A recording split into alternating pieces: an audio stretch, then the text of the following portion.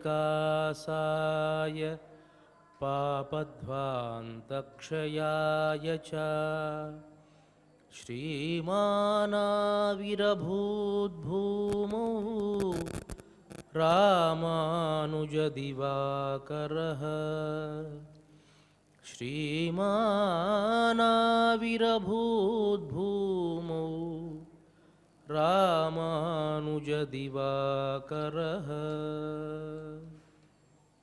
శ్రీ శ్వేతవరాహకల్ప అధినాయకుడైనటువంటి వరాహస్వామి పాదాల విందాల చింత అఖిలాండకోటి బ్రహ్మాండ నాయకుడు కలియుగ ప్రత్యక్ష దైవము అయినటువంటి శ్రీనివాసుని పాద పద్మాల వద్ద తిరుప్పావైజీయర్ అని పేరుగాంచినటువంటి భగవద్ రామానుజుల పరంపరా ప్రాప్తమైనటువంటి శ్రీ శ్రీ శ్రీ పరమహంస పరివ్రాజకాచార్యవర్యులు ఉభయ వేదాంత ప్రవర్తకాచార్యవర్యులు అయినటువంటి తిరుమల శ్రీపదజీయంగారుల పవిత్ర మఠ ప్రాంగణంలో భాగవత ఆచార్యుల అనుగ్రహంతో తిరుమల తిరుపతి దేవస్థానములు శ్రీ వెంకటేశ్వర భక్తి ఛానల్ వారి సౌజన్యంతో ధనుర్మాస ఉత్సవ కార్యక్రమంలో నేటికి మనం 16వ పాశురంలోకి ప్రవేశించాం.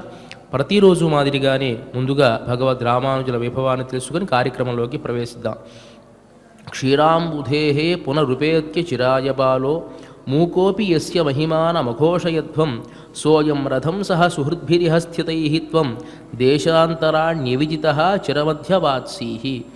శ్రీ వాధూల వీరరాఘవాచార్య స్వామి వారు అనుగ్రహించినటువంటి శ్రీరామానుజ అతిమానుషస్తవంలోని శ్లోకం ఇది. భగవద్ రామానుజుల వైభవాన్ని తెలియజేస్తూ శ్రీరంగ క్షేత్రంలో ఒక మోగ పిల్లవాడు ఉండేవాడు. అతను చాలా కాలం కనపడకుండా చాలా కాలం తర్వాత మళ్ళీ కనపడి అక్కడ ఉండేటువంటి వారితో తాను సంభాషణ చేస్తూ ఆ సంభాషణల మధ్యలో భగవద్ రామానుజులు ఎవరో కాదు సాక్షాత్తు విశ్వక్సేనుల యొక్క అంశ అని చెప్పాట. అంటే భగవద్ రామానుజుల వైభవం ఇలా ఉంటే, ఓ రామానుజ నీవు మాత్రం శ్రీరంగ క్షేత్రాన్ని విడిచిపెట్టి చోళ ప్రభువుకు భయపడి అక్కడి నుంచి బయలుదేరి మేల్కోటకి వెళ్ళారు అని చెబుతారే, మరి నీ వైభవం ఇలాంటిది కదా, ఎందుకు నువ్వు భయపడ్డావు అని చెబుతున్నారు, ఇది మేము నమ్మాలా అని చెప్పి చమత్కారంగా వాధుల వీరరాఘవాచార్య స్వామి వారిని అనుగ్రహిస్తున్నారు ఈ శ్లోకంలో. మరి అలాంటి పరమ పవిత్రమైనటువంటి భగవద్ రామానుజుల పరంపరకు సంబంధించినటువంటి ఇద్దరు మహనీయులు ఇక్కడ ప్రత్యక్షంగా వేంచేసి ఉన్నారు. వారికి నా మనఃపూర్వక దండ ప్రణామాలు సమర్పించుకుంటూ కార్యక్రమాన్ని ఆరంభించవలసిందిగా ప్రార్థిస్తూ ఉన్నాను.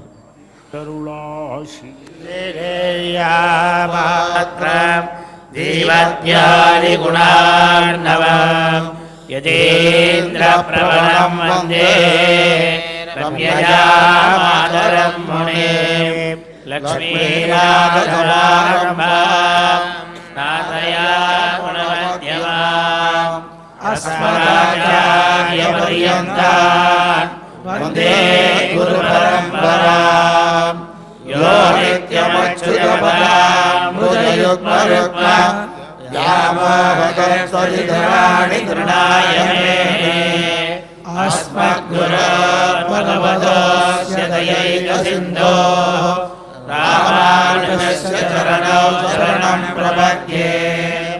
మాతాపితాయువతయస్తనయాడిబోధి సర్వం యదేవ మన్వయాణాం ఆద్యస్య న కృపతే బహుళాభిరామం శ్రీమద్పతంత్రియుగళం ప్రణమామి ముహూర్తనాం.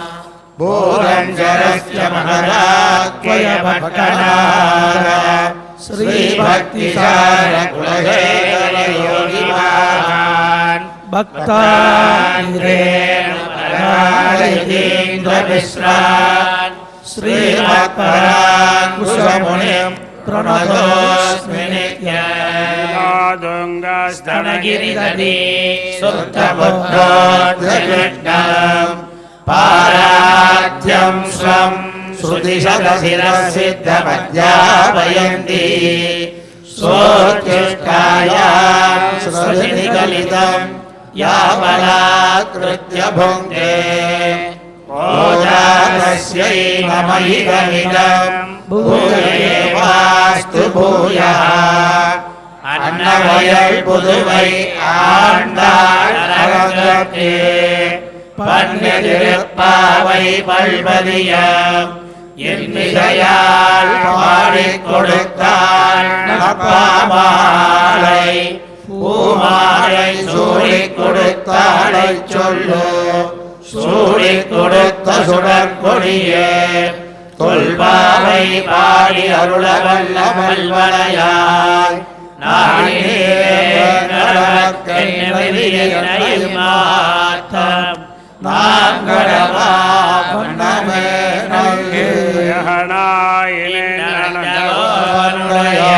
கோயில் காப்பானே கொடித்தோன்னம் தோரணவாசல் காப்பானே மணிக்கடவன் நாழிரவாய் ஆயர் சிறுமியரோபக்கே அரைபரலாயன் மணிவண்ணன் எங்களே வாய் நேர்ந்தான் தூயமாய் வந்தோம் துயிரழப் பாடுவான் வாயாய் முன்னமன்னம் மாத்தாளே அம்மா நீரேக நிலைக்கலவம் நீ கேளோரெம்பாவாய்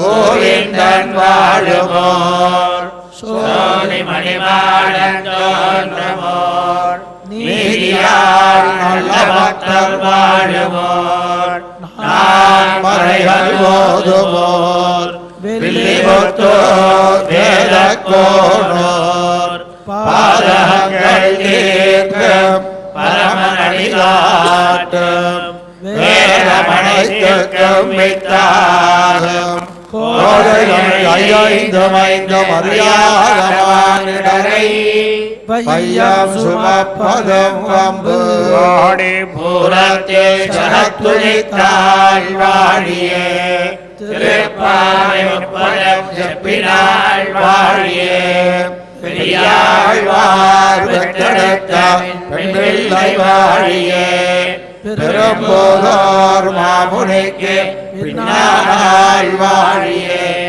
உருளோத்து நாற்பத்து மூன்றுரைத்தாள் வாழியே உயரங்கற்கே கண்ணே உகந்தளித்தாள் வாழியே மறுவாரன் திருவள்ளி வளநாடி வாழியே கோதை மலர்பதங்கள் வாழியே. శ్రీమతే రామానుజాయ నమః. శ్రీమద్వరవరమునయే నమః. ముందుగా పాశురాన్ని అనుసంధానం చేసుకొని పాశుర అర్థాన్ని పరిగిద్దాం. నాయహనాయ నిన్న నందగోపనుడయ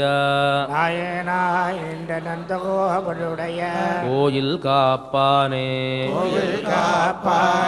கொடித்தோன்னும் தோரணவாயல் காப்பானே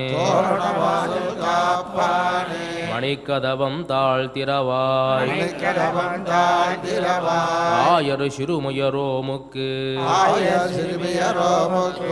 அரபரமாயன் மணிவண்ணன் என்னலே வாய் நேர்ந்தான் தூயோமாய் வந்தோம் துயிலழப் பாடுவார் வாயால் முன்ன முன்னம் மாத்தாதே அம்மா நீநேஷ நிலைக்கதவம் நீ கேலோரெம்பாவாய். ఆండాళ్ తిరుపడిహళే శరణం. ప్రియ భగవద్బంధువులారా, గోదాదేవి తాను ఆచరించేటువంటి వ్రతంలో సగానికి చేరుకుంది. ఇంచుమించు 15 పాశురాలు పూర్తయ్యాయి. ఈ 15 పాశురాల్లో కూడాను మొదటి 5 పాశురాల్లో కూడాను ఈ వ్రతం ఏ విధంగా ఆచరించాలి, ఈ వ్రతానికి ఉండేటువంటి నియమాలు ఏమిటి, ఈ వ్రతం ఆచరిస్తే వచ్చేటువంటి ఫలితాలు ఏమిటి, ఈ వ్రతం ఆచరించడానికి ఏవైనా విఘ్నాలు వస్తే ఆ విఘ్నాలు పోతాయా లేవా అనేటువంటి చర్చంతా కూడా మొదటి 5 పాశురాల్లో కూడా చేసి, తరువాత 6వ పాశురం దగ్గర నుంచి 15వ పాశురం వరకు కూడాను గోపికలను మేల్కొల్పడం. ఇది మొత్తం ఒక పూర్వరంగంగా పూర్తి అయింది. నిన్నటి రోజున చెప్పుకున్న పూర్వాంగం పూర్తి అయింది అని. మనం ఒక వ్రతాన్ని కానీ ఏదైనా పూజ చేసుకోవాలి అంటే ఆ వ్రతానికి సంబంధించిన సంభారాలు ఏమేమి కావాలి, ఏమేమి కొనుక్కోవాలి, ఇవంతా కూడా మనం చర్చ చేసుకొని ఒక పురోహితుడిని అడిగి దానికి ఆ మహా అయితే ఆ పూజ 1 గంట సేపు లేకపోతే 2 గంటల సేపు జరిగేటువంటి ఒక పూజకు సంబంధించిన సామగ్రి కొనడానికి ఒక రోజుల్లా వెచ్చిస్తాం. అంటే బజారుకి వెళ్ళి ఆ సామగ్రి అంతా తెచ్చుకుంటాం. ఇది కూడా పూజలో ఒక అంగమే. ఆ పూజలో అంగం కాదు ఇది అనడానికి కుదరదు.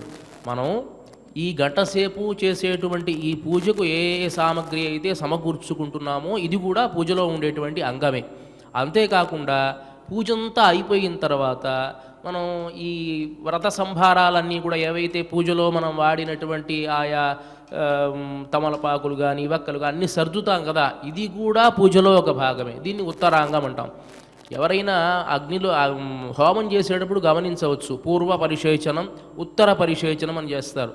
పూర్వ పరిశేచనం అంటే పూర్వాంగం అన్నమాట. మధ్యలో చేసేదంతా హోమం, ప్రధానమైనటువంటి హోమం జరుగుతుంది.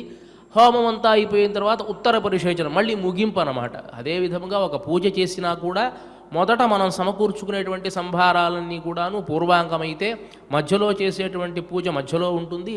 పూజంతా అయిపోయిన తర్వాత ఆ సామానంతా సర్దుకుంటాం కదా, ఇంట్లో అట్లానే పెట్టేయం కదా, ఆ సర్దుకునేది కూడా పూజలో ఒక భాగమే. ఇదంతా చూసే దేవుడికి మన ఫలితాన్ని ఇస్తాడు తప్ప ఆ గంట సేపు చేసిన పూజకి ఫలితాన్ని ఆయన ఏమి ఇవ్వడు. అంతా చూస్తాడు. మన మార్కెట్కి వెళ్ళి ఏవే వస్తువులు తీసుకున్నామో అన్నీ అక్కడి నుంచే ఆయన లెక్క వేస్తాడు. అదే విధముగా ఈ వ్రతం చెయ్యాలి అని అనుకుని ఈ గోపబాలికలంతా ఒక్కొక్కరిని మేల్కొలిపి అందరూ కూడా కలిసి బయలుదేరుతూ ఉన్నారు. ఒక 10 మంది గోపబాలికల ప్రస్తావన మాత్రమే ఇక్కడ చేశారు.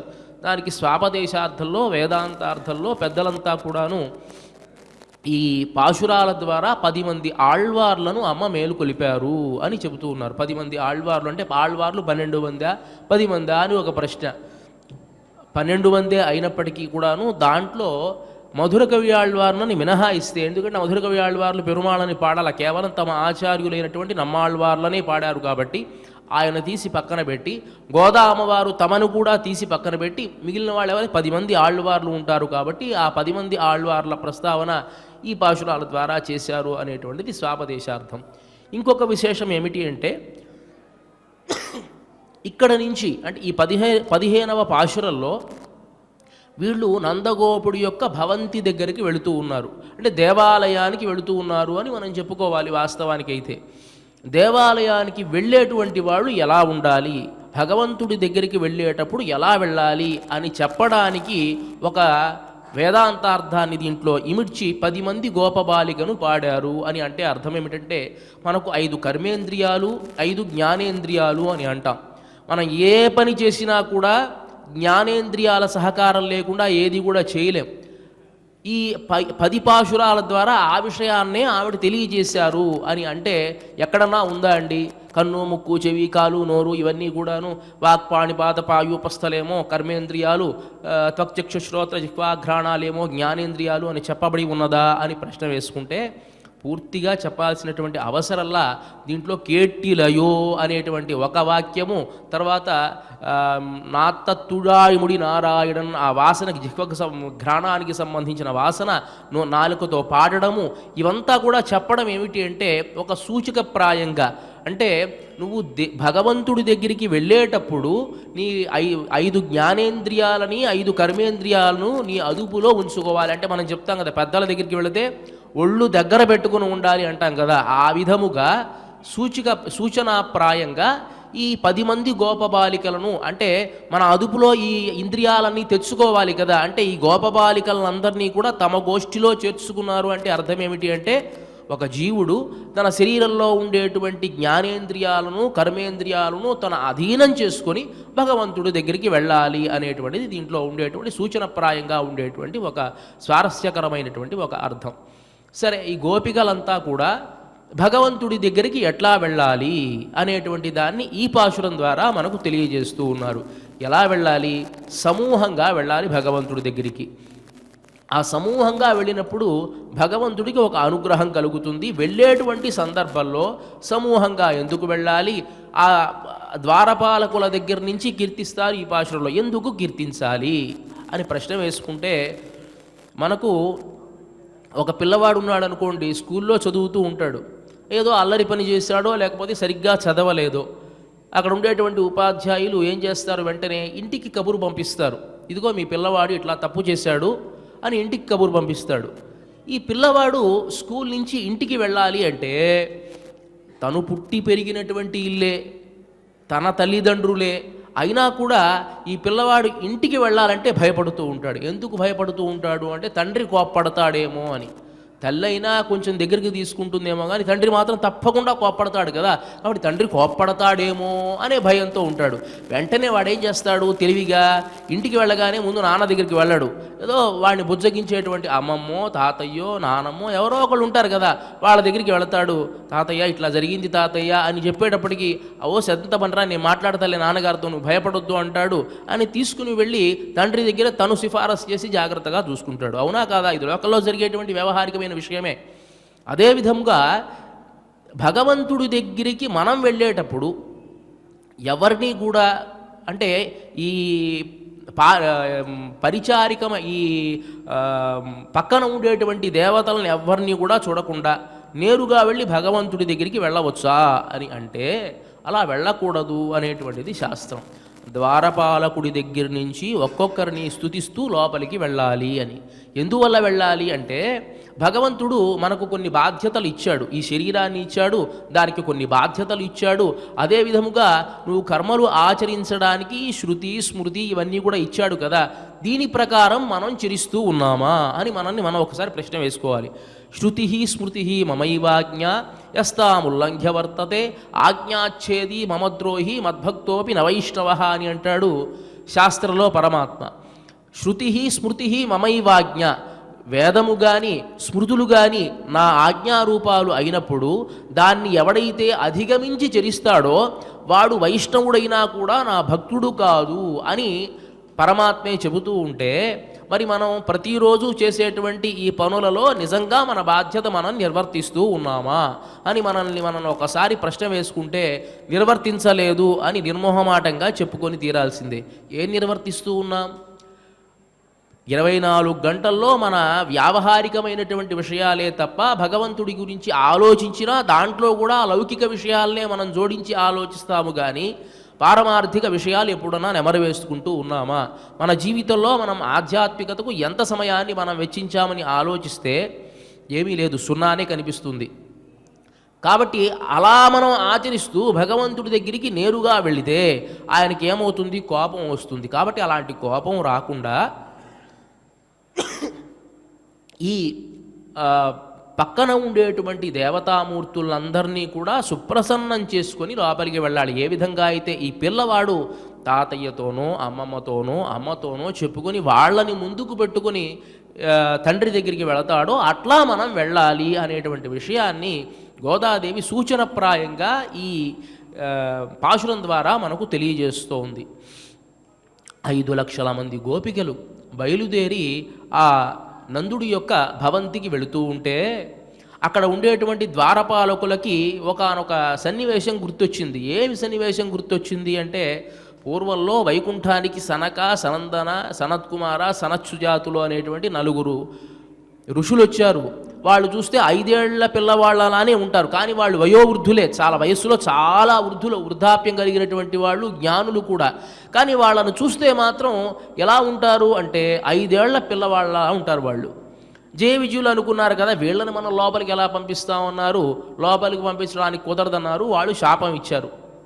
ఇక్కడ అలాంటి సమస్య రాకుండా గోదాదేవి చూడండి, ఈ సనక సనందనాదులు కూడా అక్కడ ద్వారపాలకులనేమీ అభ్యర్థించాలా. అలా కాకూడదు. అదే ఋషులకి ఆళ్వార్లకి ఉండేటువంటి వ్యత్యాసం. నువ్వు ఎలా వెళ్ళాలి అంటే ముందుగా ఉండేటువంటి ద్వారపాలకుడికి నువ్వు నమస్కారం పెట్టాలి. వినయంగా నమస్కారం పెడితే వాడు సుప్రసన్న అంజలి పరమాముద్ర క్షిప్రం దేవ ప్రసాదిని. ఎలాంటి వ్యక్తినైనా సరే, ఎంత కోపం ఉన్న వ్యక్తినైనా సరే ఒక్కసారి నమస్కారం అండి అని అన్నావు అనుకో, వాడి మనస్సులో కొంచెం కోపం ఉన్నా కొంతన్నా ఉపశమిస్తుందా లేదా, కొంతన్నా తగ్గుతుందా లేదా. అలా క్షిప్రం దేవ ప్రసాదిని, తొందరగా ఈ అంజలి ముద్ర అనేటువంటిది దేవతలను సుప్రసన్నం చేస్తుంది అని ఉన్నది. కాబట్టి అలా మనం ప్రవేశించాలి దేవాలయానికి అనే విషయాన్ని చెబుతూ నాయహనాయి నిన్న నందగోపనుడయ కోయిల్ కాప్పానే అని ఇక్కడ తెలియజేస్తున్నారు. అదే సందర్భంలో దేవాలయానికి వెళ్ళామనుకోండి, మనకి కొంత సమయం అయిపోతూ ఉంటుంది, ఒక్కొక్కసారి చికాకు వస్తుంది. కొన్ని షెడ్యూల్ మనం పెట్టుకుంటాం, ప్రతి పనికి ఒక షెడ్యూల్ పెట్టుకుంటాం కదా. ఇవాళ ఈ పని నేను ముగించాలి, ఈ 3 గంటల్లోపు నేను దేవాలయానికి వెళ్ళి రావాలి, లేకపోతే 4 గంటల్లో వెళ్ళి రావాలి అని మనం ఒక ఊహ పెట్టుకుంటాం. వెళ్ళినప్పుడు ఒక్కొక్కసారి మనకు అది చాలా సమయం ఎక్కువైపోతుంది, అనుకున్న సమయం కంటే మించిపోతుంది. అప్పుడు మనకేమో ఓర్పు ఉండదన్నమాట, కోపం వస్తూ ఉంటుంది. ఆ కోపం వల్ల మనకు ఉండేటువంటి ఫలితం ఏదైతే ఉంటుందో తగ్గిపోతూ ఉంటుంది. భగవంతుడు నీకు కాల్ షీట్ ఇచ్చాడు తప్ప నువ్వు ఆయనకి ఇవాళ అపాయింట్మెంట్ తీసుకుని వెళ్తాం. ఒక డాక్టర్ దగ్గరికి మనకు ఒక వ్యాధి వస్తే ఒక డాక్టర్ దగ్గరికి వెళ్ళాలంటే ఒక అపాయింట్మెంట్ తీసుకుని వెళతాం. అదేవిధంగా ఒక రాజకీయ నాయుడు దగ్గరికి కూడా అపాయింట్మెంట్ తీసుకుని వెళతాం. అదేవిధముగా భగవంతుడి దగ్గరికి కూడా నువ్వు వెళ్ళేటప్పుడు ఒక సమయాన్ని స్వామి అని వెళ్ళాలి తప్ప నువ్వు అపాయింట్మెంట్ భగవంతుడికి ఇవ్వడల్లా. భగవంతుడే నీకు ఈ సమయాన్ని వెచ్చిస్తూ ఉన్నాడు అని నువ్వు ఎప్పుడూ కూడా తెలుసుకోవాలి. మనం ఒక 5 గంటలు అంటే ఈ విషయం మనం గమనించాల్సింది ఏంటంటే, ఎవరైతే రోగార్తులు ఉంటారో, లేకపోతే వయోవృద్ధులు ఉంటారో, చిన్న చిన్న పిల్లలు కలిగిన వాళ్ళు ఉంటారో, వాళ్ళ ప్రస్తావన మనం చేయాల్సిన అవసరం లేదు. ఎందుకంటే వాళ్ళకి పాపం భగవంతుడు ఎప్పుడూ కూడాను వాళ్ళ మీద క్షమాగుణం కలిగి ఉంటాడు, వాళ్ళని కూడా మనం వేచి ఉంచాల్సిన అవసరం లేదు. కానీ వయస్సులో ఉన్నటువంటి వాళ్ళు, ఓర్పు ఉన్నటువంటి వాళ్ళు కొంచెం సేపు వేచి ఉంటే వచ్చిన నష్టమేమీ లేదు అనే విషయం మనం గమనించాలి. మనకు భగవంతుని యొక్క సుప్రభాతంలో కూడా అంటారు కదా, ఓ స్వామి, అత్ర్యాది 7 ఋషయః సముపాస్య సంధ్యాం ఆకాశ సింధు కమలాని మనోహరాణి ఆదాయ పాదయుగమర్చయితుం ప్రపన్నాః శేషాద్రి శేఖర విభో అని కీర్తిస్తారు కదా. అత్ర్యాది 7 ఋషయః, 7 ఋషులందరూ కూడా ఆ గగన కుసుమాలన్నింటినీ కూడా తీసుకొని నీ పాదాలలో ఆ ఆకాశగంగలో ఉన్నటువంటి కమలాలన్నీ కూడా తీసుకొని నీకు సమర్పించాలి, నిన్ను అర్చించాలి అని వేచి చూస్తూ ఉన్నారు. అదే కాకుండా పంచాననాబ్జ భవషణ్ముఖ వాసవాద్యా, బ్రహ్మ, ఇంద్రుడు, శివుడు వీళ్ళంతా కూడాను నిన్ను అర్చన చెయ్యాలి అని చెప్పి వేచి ఉన్నారు అని చెబుతూ ఉంటే, దేవతలే వేచి ఉంటే మనలాంటి వాళ్ళ విషయం ఏమిటి అనే విషయం మనం గమనించాలి. ఆ విషయాన్నే గోదామ్మవారు ఈ పాశురంలో మనం దేవాలయానికి వెళితే ఎంత ఓర్పుతో వెళ్ళాలి, ఎంత ఓపికతో వెళ్ళాలి, ఎవరెవరిని నమస్కారం చెయ్యాలి, ఎలా ప్రార్థించాలి అనే విషయాన్ని కూడా మనకు ఈ పాశురం ద్వారా తెలియజేస్తున్నారు. నాయహనాయి నింద్ర నందగోపనుడయ కోయిల్ కాపానే, నాయకుడైనటువంటి నందగోపుని యొక్క కోయిల్ అంటే ఇంటిని లేకపోతే భవంతిని కాపానే కాపాడేటువంటి వాడా, కావలి కాచేటువంటి వాడా అని ప్రార్థిస్తున్నాడు. నాయహనాయి నింద్ర, నాయకుడు. ఎవరికి నాయకుడు? గోకులంలో ఉండేటువంటి వాళ్ళందరికీ నాయకుడు అని చెప్పుకోవచ్చు, లేకపోతే ఈ కావలి వాళ్ళకి నాయకుడు అని చెప్పుకోవచ్చు. మరి గోపికలకు నాయకుడా అంటే గోపికలకు కూడా నాయకుడే అని వీళ్ళు ప్రత్యేకంగా చెప్తున్నారు. ఎందువల్ల నాయకుడట అంటే, సమస్త లోకాలని కూడా పాలించేటువంటి పరమాత్మ నీ అధీనంలో ఉన్నప్పుడు నువ్వు నాయకత్వాన్ని వహిస్తున్నావు కదా. పరమాత్మకి బోరు కొట్టిందట, ఎప్పుడు నేనేనా. మనం సహజంగా పిల్లలతో తల్లిదండ్రులు ఆట ఆడేటువంటి సందర్భాల్లో, ఒక సదరంగం కానీ లేకపోతే కానీ కొన్ని ఆటలాడుతూ ఉండేటువంటి సందర్భాల్లో ప్రతిసారి తండ్రే గెలుస్తూ ఉంటే ఎలా ఉంటుంది పిల్లవాడికి? ఎప్పుడు నువ్వే గెలుస్తావు నాన్న అని అంటాడు. పాపం ఏం చేస్తాడు? వాత్సల్యంతో పోనీలే పాపం వాడు గెలిస్తే బాగుంటుందని చెప్పి ఆ చదరంగంలో ఒక రాంగ్ స్టెప్ వాడే వేసి నన్ను ఓడిపోయాను చప్పట్లు కొడుతూ వాడు ఆనందిస్తూ ఉంటే వాడి ఆనందాన్ని చూసి వీడు పొంగిపోతాడు. అది ఏ ఆటలోనా ఏ క్రీడలో అన్నా అలాగే ఉంటుంది కదా. మరి అలాగే భగవంతుడికి కూడా బోరు కొట్టింది. ఆ పరమపదంలో అక్కడంతా కూడా హా ఉహా ఉహావు అహమన్న మహమన్న అందరూ కూడా స్తోత్రం చేస్తూ ఉంటారు. అందరూ కూడా నువ్వు పరాత్పరుడిని పొగుడుతూ ఉంటారు. ఎప్పుడు పొగుడుతూ ఉంటారు. వాళ్ళు ఎప్పుడు అలా పొగుడుతూ ఉంటే అనిపించిందట, ఎప్పుడు ఇలా ఉంటే అట్లా ఏదైనా ఒక మార్పు కావాలి కదా మనకి కూడా అనుకున్నాడు. మనం చిన్న వాళ్ళగా ఉంటే బాగుంటుంది, మనం ఎవరి అధీనంలో అన్నా ఉంటే బాగుంటుంది, మన పైన ఎవరైనా ఉంటే బాగుంటుంది అనుకున్నాడు. అప్పుడు ఆయన ఈ లోకంలో అవతరిస్తాడు. ఎలా అవతరిస్తాడు? కృష్ణుడుగానో రాముడిగానో అవతరిస్తాడు. రాముడిగా అవతరించిన ఆ కొరత అలాగే మిగిలిపోతుంది. ఎందువల్ల అంటే అందరికీ దగ్గర కాలేడు, చక్రవర్తి కుమారుడు కాబట్టి. అదే ఏమీ తెలియని అజ్ఞానం ఉండేటువంటి ప్రజలలో మమైకం అయిపోవాలి అంటే అలాంటి ప్రజలు ఉండేటువంటి స్థానానికి వెళ్ళాలి అని అనుకున్నాడు. గోకులంలోకి వచ్చాడు. నందగోపుడికి కుమారుడుగా ఆయన పుట్టకపోయినా పెరిగాడు. ఇప్పుడు నందగోపుడి అధీనంలోనే ఆ పరమాత్మ ఉన్నాడు కాబట్టి తమ నాయకుడైనటువంటి వాడికి నాయకుడైనటువంటి వాళ్ళు వీళ్ళకి కూడా నాయకుడే కాబట్టి ఆ నాయహనాయ నిన్న నందగోపనుడయ్యా. ఎలాంటి వాడు కృష్ణుణ్ణి శాసిస్తాట. ఇట్లా రా, ఇక్కడ కూర్చో అంటే కూర్చోవలసిందే. ఆమె తాను ఆవులు కాయడానికి వెళతాను కృష్ణుడు అని అంటే యశోదాదేవి వెళ్ళవద్దురా, మాడు మేయ్కుం కಣ್ಣే నీ పోహ వేండాం షొన్నే అని అంటాడు. కృష్ణ నువ్వు ఆవులు కాయడానికి వెళ్ళవద్దు అని అంటుంది. లేదమ్మా నేను వెళతాను, ఎందుకంటే ఆటకాయితనందుకు అట్లా అడవుల్లో తిరిగి వద్దామని. నాన్నగారు వస్తే ఏం చెప్పమంటావు అని అంటే నేను ఆవులు కాచని అలా చెప్పవద్దట. ఏం చెప్పాలట, ఇది ఇక్కడే ఆడుకుంటున్నాడండి వస్తాడు అని చెప్పాలట. అంటే అంత భయం నందగోపుడు అంటే. కాబట్టి నందగోపుడికి అధీనంగా ఉండేటువంటి వాడివయ్యా. కాబట్టి నందగోపుడు నాయకుడే. నాయకుడికి కొన్ని లక్షణాలు ఉంటాయి, కేవలం ప్రజల్ని మాత్రమే చూసుకునేది కాదు. ఆయన ఎలాంటి వాట నందగోపుడు, తన గ్రామంలో ఉండేటువంటి పశువులకి ఏ ఇబ్బంది వచ్చినా వెంటనే తాను ముందుండి దాన్ని సంరక్షించేటువంటి స్వభావం కలిగినటువంటి వాట. అలాంటి నాయకమైనటువంటి లక్షణాలు నందగోపుడికి ఉన్నాయి. రామాయణంలో చమత్కారంగా ఒక ఇతివృత్తం వస్తుంది. ఉత్తరాఖండ్లో ప్రక్షిప్తమైనటువంటి ఒక కథ అందరికీ వ్యావహారికంగా తెలిసిందే. రామచంద్రమూర్తి కాలంలో ఆయన పాలించేటువంటి సందర్భంలో ఏదైనా ఎవరైనా వచ్చి మొరపెట్టుకుంటే వారికి ఉండేటువంటి సమస్యలు తీర్చడం అనేటువంటిది. లక్ష్మణస్వామిని కొలువు ఆరంభమైనప్పుడు ఎవరైనా బయట ఉన్నారేమో చూసిరా లక్ష్మణ అని అన్నాడు. బయట ఉంటే ఎవరు కూడా లేదు, ఎందుకంటే రామరాజ్యంలో అంతా సుభిక్షమే కదా. అక్కడ వయోవృద్ధులుగానే ఉంటారు, పిల్లలు చచ్చిపోవడం లేదటండి. అక్కడ తాతలు తండ్రులు బతికి ఉండగా పిల్లలు చచ్చిపోవడం వాళ్ళు చూడలేదుట. అదేవిధంగా విధవలైనటువంటి స్త్రీలను వాళ్ళు చూడలేదుట. ఇట్లా ఆ రామరాజ్యమే అద్భుతమైనటువంటి రాజ్యం కాబట్టి ఎవరు కూడా రాలా. చమత్కారంగా ఒక్కొక్క మాత్రం వచ్చిందట, మరుగుతూ ఉంది ఎక్కువగా. అది మరుగుతూ ఉంటే లక్ష్మణస్వామి దాన్ని గమనించి ఏమిటి, దాని తలంతా పగిలిపోయి రక్తం అంతా స్రవిస్తూ ఉంది, ఏమిటా అని అనుకుని రామచంద్రమూర్తికి వెళ్ళి విన్నవిస్తే సరే దాన్ని తీసుకురా అన్నాడు. ఆ కుక్క మనుష్య భాషలో మాట్లాడింది. రామచంద్రమూర్తి, ఇట్లా నేను దారిలో ఉండగా ఒక సాధువు నన్ను కొట్టాడు, వాడికి శిక్ష విధించాలి, నువ్వేదైనా కరిచావా అండి. లేదు స్వామి, నేను మామూలుగా కూర్చుని ఉన్నాను, నన్ను చావు బాదాడు వాడు అనంది. సరే వాడిని పిలిపించారు. ఏమయ్యా అని అంటే, లేదండి పొద్దున్నుంచి భిక్షాటనకు వెళ్ళాను, నాకు భిక్ష దొరకలేదు, ఆ చికాకుతో ఒక రాయేసి దాన్ని కొట్టాను, నిజమే దానికి ఈ పాపానికి నిష్కృతి లేదు, నాకు తప్పకుండా ఏదో ఒక శిక్ష విధించండి అన్నాడు. ఈయన కూడా వెంటనే ఈ కుక్క అంది కదా, అలా కాదండి ఈయనకి మంచి ఆధిపత్యాన్ని ఇవ్వండి అని అందట.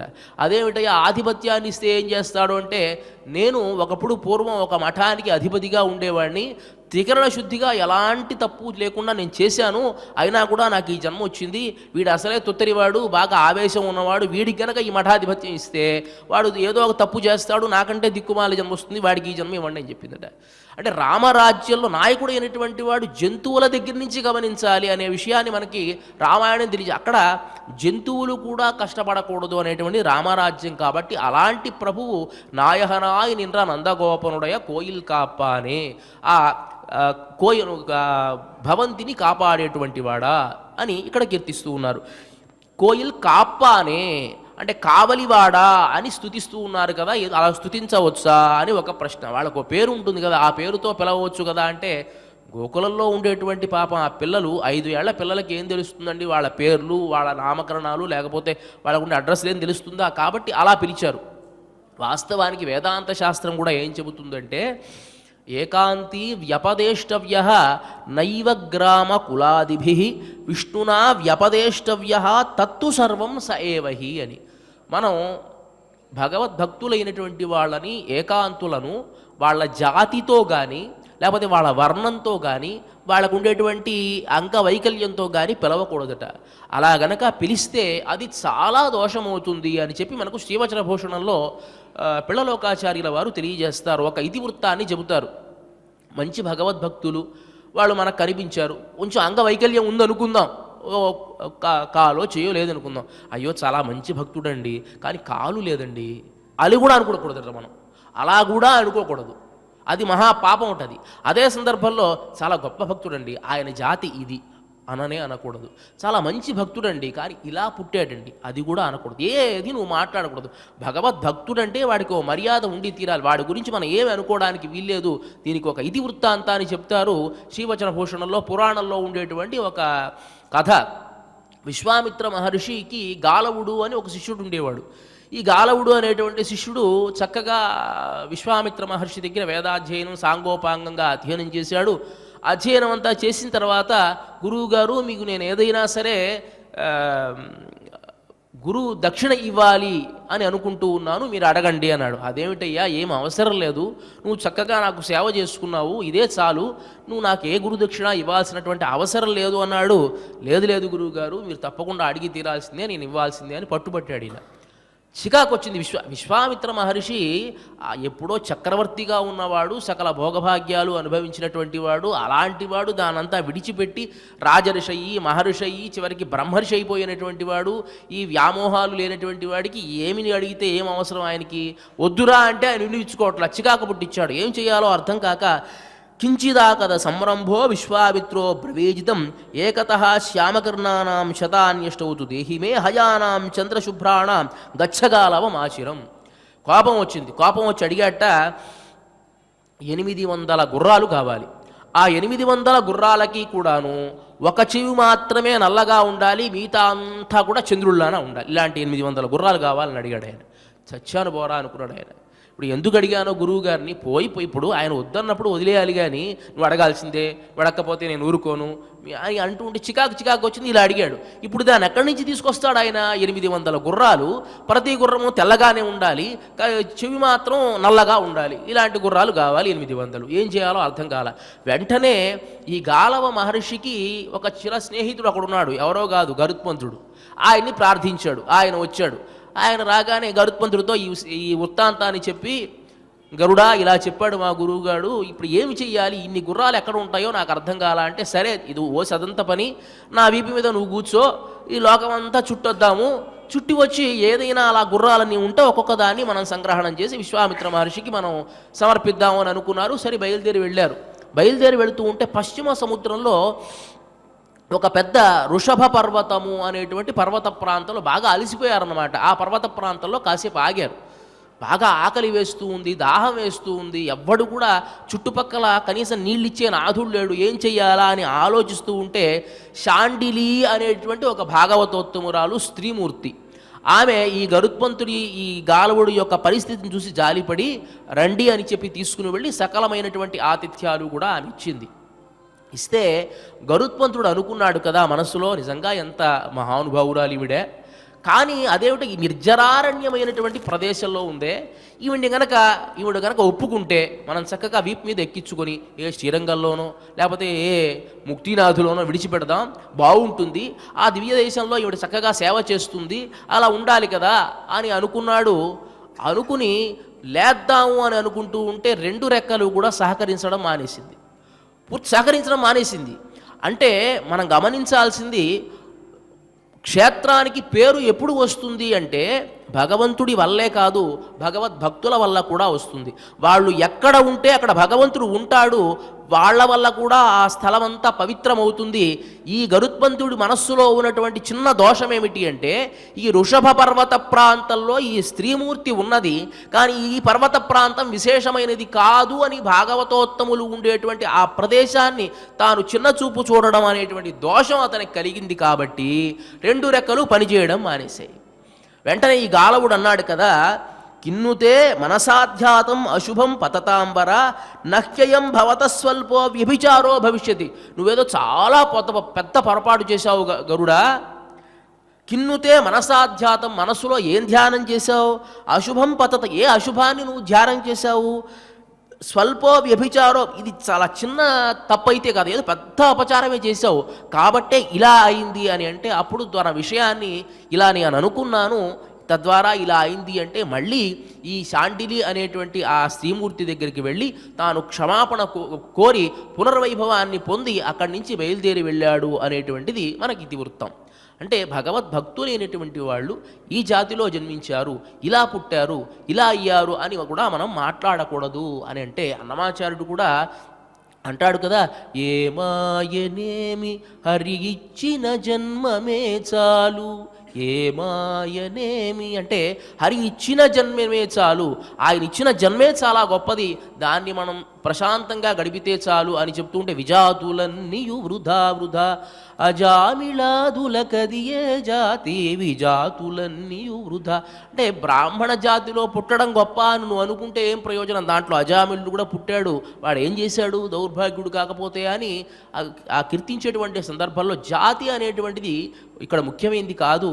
నైవ గ్రామ కులాదిభి, భగవద్భక్తులైనటువంటి వాళ్ళని మనం పిలిచేటప్పుడు వాళ్ళ జాతితో కానీ వారి కులంతో కానీ మనం సంబోధించకూడదు, విష్ణు సంబంధంతో వారిని మనం స్మరించాలి అని చెప్పడం వల్ల ఇక్కడ విష్ణు సంబంధమైనటువంటి పని వీళ్ళు చేస్తున్నారు. ఏమిటి? నందగోపనుడయ కోయిల్ కాప్పానే. మనం కూడా చెప్తూ ఉంటాం దివిటీ పట్టేటువంటి వారు లేకపోతే వాహనం మోసేటువంటి వారు, తప్పేమి లేదు దాంట్లో. దివిటీ పట్టడం అంటే ఏం తక్కువ విషయమా? భగవంతుడు వెళుతూ ఉంటే భగవంతుడికే మార్గాన్ని చూపించడానికి తాను అగ్ని తీసుకుని వెళుతూ ఉంటే ఎంత గొప్ప విషయం అండి.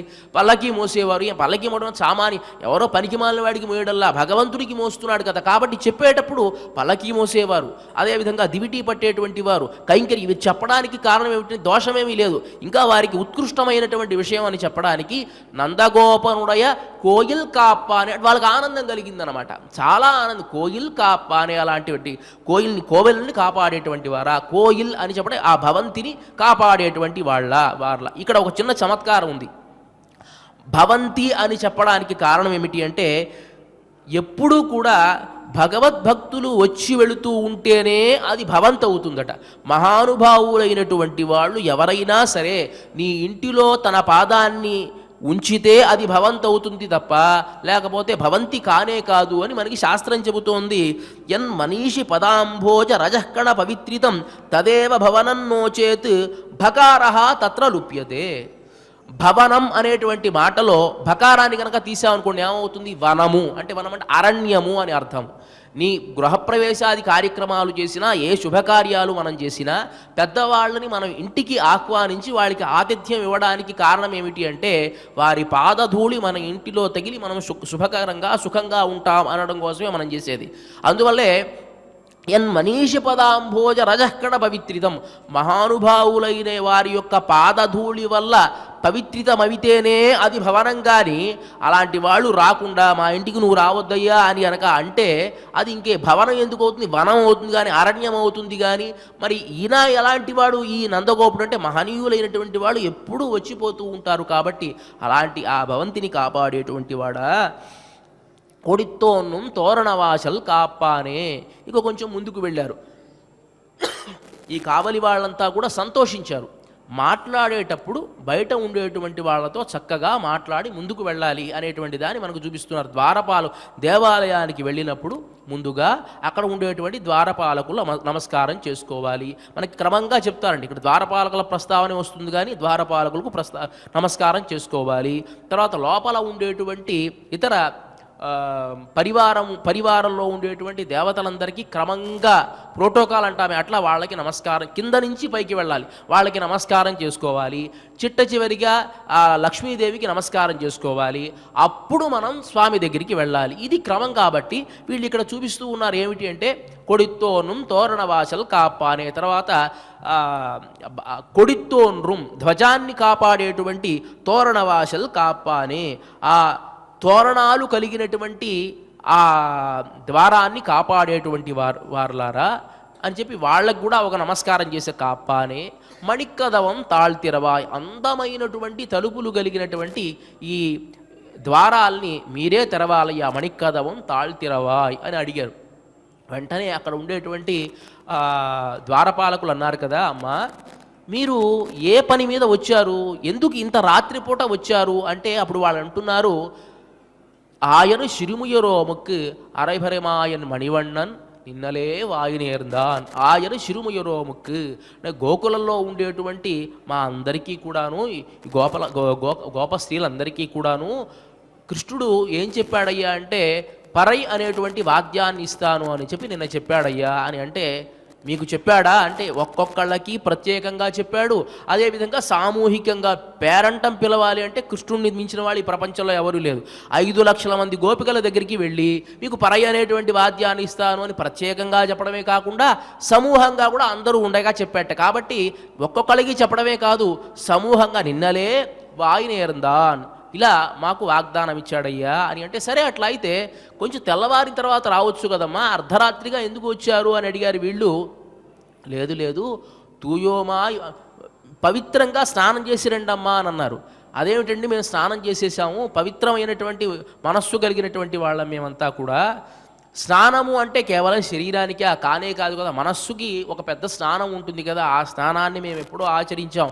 కృష్ణ పరమాత్మ యొక్క గుణానుభవం చేస్తూనే ఇక్కడికి వచ్చాము. తూయోమా ఇవందోం, కాబట్టి మేము ఆ పరమాత్మ యొక్క సందర్శనం చేయాలి అని అంటే, సరే తెల్లవారుజాము అయిన తర్వాత రావచ్చు కదా, కొంచెం పొద్దుపోయిన తర్వాత రావచ్చు కదా అంటే, లేదు తుయలழப்பாడువాన్, ఆయనకు సుప్రభాతం పాడాలి. తుయలழப்பாడువాన్, ఆయనకు సుప్రభాతం పాడాలి అని వచ్చాం. సహజంగా ఒక ఆరాధన చేసేటప్పుడు అర్చకుడు ఏం చేస్తాడయ్యా అంటే, ధ్వజస్తంభానికి నమస్కారం చేసి మళ్ళీ ఈ పరివార దేవతలందరికీ నమస్కారం చేసుకుంటూ లోపలికి తాను వెళ్ళి ఆ స్వామిని పర్యంకాసనంలో ఉండేటువంటి స్వామిని తీసి యథాస్థానంలో వేంచేపు చేసి తరువాత భూతశుద్ధ్యాది కార్యక్రమాలని కూడా తాను చేసుకుని ఆరాధన తర్వాత చేస్తాడు. అదే విధముగా మేము ఇక్కడ ఎలా వస్తున్నామంటే ఆ కృష్ణుని యొక్క కైంకర్యం చేయడానికి వచ్చాం. కైంకర్యం చేసేటువంటి వాడు మొదట ఏం చేస్తాడు, సుప్రభాతం పాడాలి. సుప్రభాతం పాడిన తర్వాత మిగతా కైంకర్యాలు చెయ్యాలి. ఆ కృష్ణుడికి తర్వాత నీలాదేవికి సుప్రభాతం పాడడానికి మేము వచ్చాం. తుయలഴപ്പാడువాన్, వాళ్ళకి సుప్రభాతం పాడడానికి మేము వచ్చామయ్యా.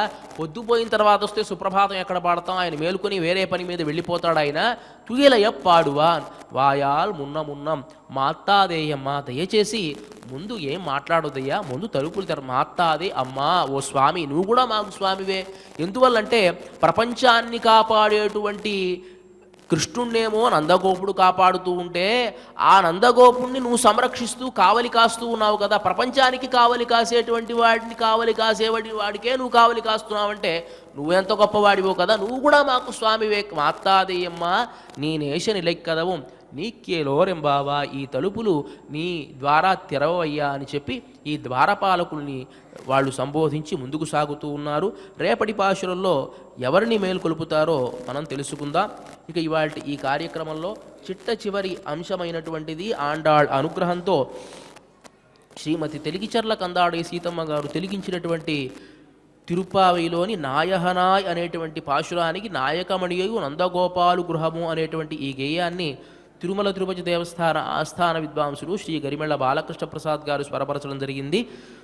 ఈ గేయాన్ని తిరుమల తిరుపతి దేవస్థాన అన్నమాచార్య ప్రాజెక్ట్ కళాకారిణి శ్రీమతి నల్లాన్ చక్రవర్తుల శ్రీదేవి గారు ఆలాపన చేయడం జరుగుతుంది. ఈ కార్యక్రమాన్ని మన నాదనీరాజన మంటపం ద్వారా ప్రత్యక్ష ప్రసారంలో వీక్షించవచ్చు. ఇక ఇవాల్టి ఈ కార్యక్రమాన్ని క్షమాప్రార్థన నుంచి మంగళం వరకు మనమంతా కలిసి పారాయణ చేసి ముగిద్దాం. అథ క్షమాప్రార్థన. యదక్షరపద భ్రష్టం మాత్రాహీనం చ యద్భవేత్ తత్సర్వం క్షమ్యతాం దేవా నారాయణ నమోస్తుతే. అథ భగవత్సమర్పణం కాయేన వాచా మనసేంద్రియైర్వా బుద్ధ్యాత్మనా వా ప్రకృతే స్వభావాత్ కరోమి యద్యత్ సకలం పరస్మై నారాయణాయేతి సమర్పయామి. అథ లోకక్షేమ ప్రార్థనా. స్వస్తి ప్రజాభ్యః పరిపాలయంతాం న్యాయేన మార్గేణ మహీం మహిషాః. గోబ్రాహ్మణేభ్యః శుభమస్తు నిత్యం. లోకాః సమస్తాః సుఖినో భవంతు. అథ మంగళం మంగళం కోసలేంద్రాయ మహనీయ గుణాత్మనే చక్రవర్తితనూజాయ సార్వభౌమాయ మంగళం. అస్తు గోపాలబాలాయ నిత్యాయ పరమాత్మనే భక్తవాత్సల్య నిధయే భోగ్యాయ మంగళం. శ్రీమత్యై విష్ణు చిత్తార్య మనోనందన హేతవే నందనందన సుందర్యై గోదాయై నిత్యమంగళం. శ్రియః కాంతాయ కళ్యాణ నిధయే నిధయేర్థినాం. कटनिवासाय श्रीनिवासाय मङ्गलम्।